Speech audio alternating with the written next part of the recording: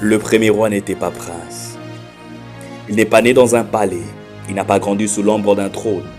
Et personne n'a passé son enfance à lui dire qu'un jour une couronne reposerait sur sa tête. Le premier roi d'Israël ne portait pas la mémoire d'une dynastie, ni l'éducation d'un héritier royal. Il ne venait pas d'une maison où l'on apprend à régner. Il venait d'un endroit où l'on apprend simplement à vivre. Avant que l'huile de l'onction ne coule sur sa tête, Saoul était un homme ordinaire, un fils envoyé par son père pour chercher les ânes perdus.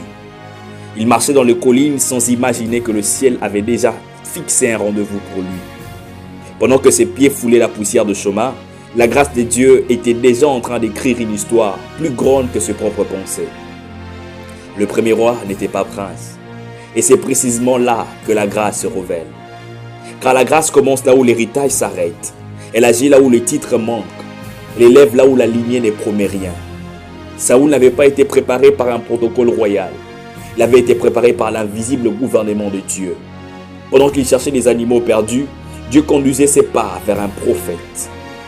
Et ce détail apparemment banal devient l'un des moments les plus puissants de l'histoire biblique. Un homme marche pour une chose, mais Dieu le dirige vers une autre. La royauté de Saoul naît donc dans un paradoxe profond. Israël voulait un roi comme les autres nations, un roi qui représenterait la puissance, la stabilité et la sécurité. Mais lorsque Dieu choisit ses rois, il ne choisit pas un prince, il choisit un homme qui ne se cherchait pas lui-même. Lorsque Saoul le voit, Dieu lui murmure, « Voici l'homme ». Avant que le peuple ne voie un roi, le ciel avait déjà reconnu le lui. Et c'est là que la grâce atteint son sommet. Saoul ne savait même pas qu'il était en train d'entrer dans sa destinée.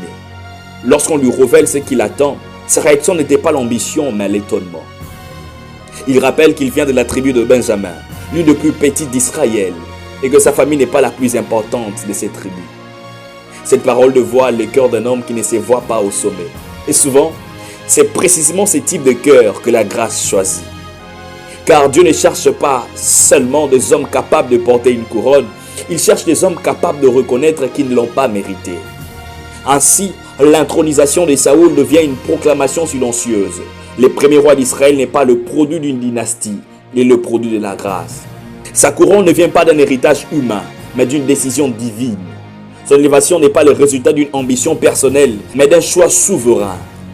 Lorsque Saoul verse l'huile sur sa tête, ce geste signifie plus qu'une nomination politique. L'huile est le signe visible d'une faveur invisible. Elle annonce que Dieu prend un homme ordinaire et le met à part pour une destinée extraordinaire. Saoul ne devient pas roi parce qu'il est né pour régner. Il devient roi parce que Dieu l'a choisi pour régner. Et dans cet instant, toute la logique humaine est renversée. Le royaume de la terre commence souvent par des princes. Le royaume d'Israël commence par un homme trouvé sur un chemin. Le premier roi n'était pas prince. Il était la preuve que la grâce peut créer ce que l'histoire n'avait pas préparé. Il était le signe que Dieu peut établir un trône là où il n'y avait qu'un champ. Une mission là où il n'y avait qu'une course ordinaire. Une couronne là où il n'y avait qu'un fils obéissant à son père.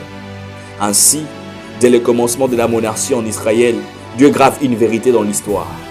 La royauté selon lui ne naît pas dans les sangs de familles puissantes. Elle naît dans la liberté de sa grâce.